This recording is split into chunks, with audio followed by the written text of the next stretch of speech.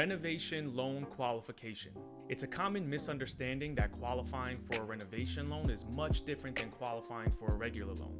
Although the process is definitely different, the qualification is pretty much the same.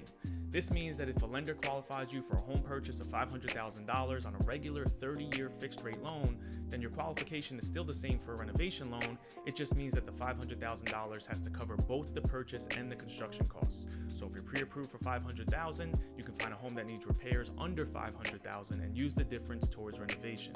So if you find a home for $400,000, you'd have about $100K for reno, and if you found a home for $475,000, you'd have about $25K for reno.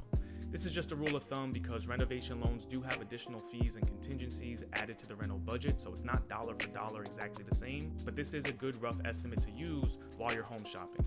Of course, if you do find a home that needs repairs and you want to use a rental loan, run the scenario by your loan officer to make sure the numbers work, including contingencies, architectural fees, permit fees, etc. And make sure you have a licensed and insured contractor who is familiar with the rental loan process, whether that means conventional Fannie Mae Homestyle or FHA 203K.